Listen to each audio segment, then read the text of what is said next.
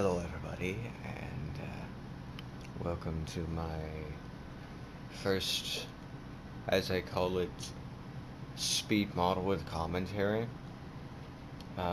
It's not exactly a speed model.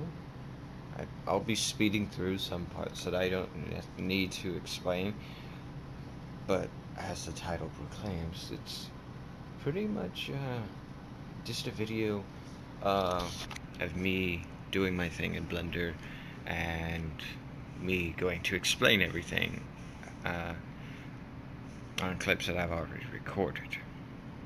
So this isn't a tutorial. But I will be explaining the things that I do and what I did. And I will also be promoting the sources that I learned things from. Like, one major source is a guy named Darren Lyle. He developed a game character, and he basically documented the entire series.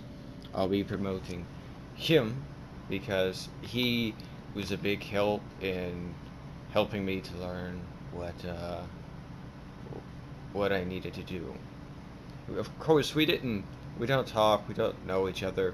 I just learned a lot from his videos, as well as Andrew Price from Blender Guru, and from his personal channel, Andrew Price, along with a couple other tutorials.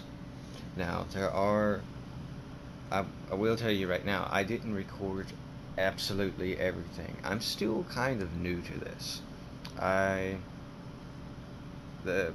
But just to be sure, safe, I only excluded the parts that I took the time to go and learn some things. And they weren't really long. I didn't do a lot. Now, sometimes I forgot to turn screencasting on, so you might miss a little bit, and I'll just elaborate on it.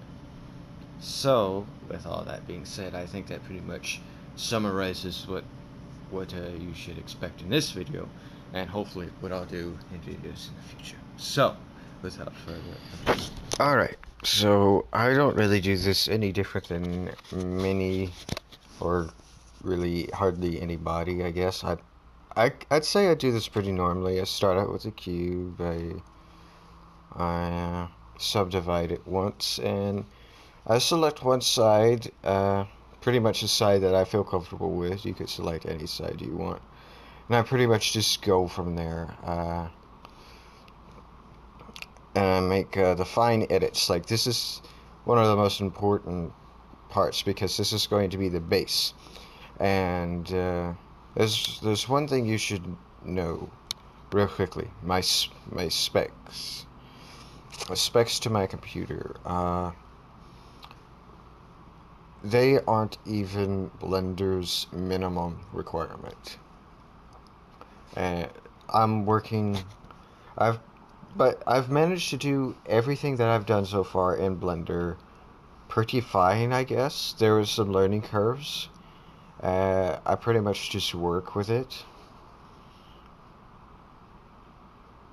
But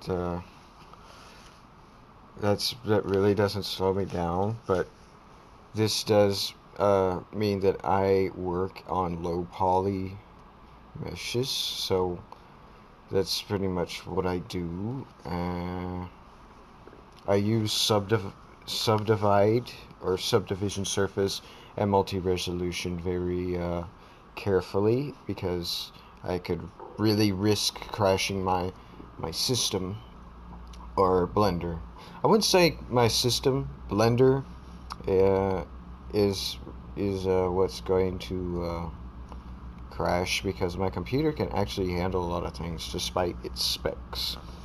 So right now, it's just all I'm doing is doing some basic modeling.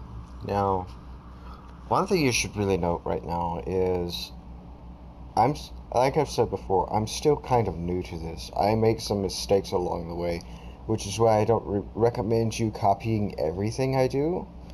There are some things that you should do on on your own and learn.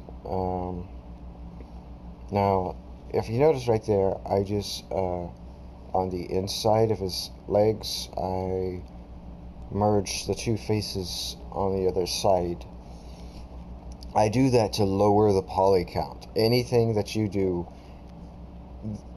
to put it simply, Blender is when you're making something, it's a complex system of you. It's not a complex system of somebody else, because this is something you're making. These are all your settings. This is a complex system of you. And if you make a mistake, then it's not going to, somewhere, it's not going to run properly, or something's going to glitch out. You got the basic idea. And everything you do is, I'd like to say that it's a reflection of you and how you do things. I mean, that's kind of the part about being an artist. I mean, it's really cool and amazing. You can literally make a complex system, like what I like to call it, a complex system of you. Everything you do is uniquely how you do it. Granted, you might be kind of using somebody else's technique to define your own, and that's okay, because there's a learning curve, and you're going to try and learn how to do it. That's how I'm doing it. So I've actually the only reason I'm using the mirror modifier is because I've seen people use it like this, and it made me think when I started using it, like it didn't feel very I guess artistic, because of the fact that the computer was actually generating half of the model as I was working on it. But it's for accuracy, and really the mirror modifier is completely optional. So if you really want to spend the time to make the other half of the model and try to spend the time to make it accurate, you can do that. But it's a lot easier and faster just to use the mirror modifier. And besides, if you're this is just modeling the base of the model. In edit mode, you cannot achieve that high amount of detail that you really want. You just can't. It's impossible. That's why sculpt mode exists. Sculpt mode with sculpt mode, there are so many opportunities. You can completely transform the base of your model. Now this area where the nose here, a lot of this area, well, let me just say it. This entire head was actually a mistake, which is why I'm going to speed through it.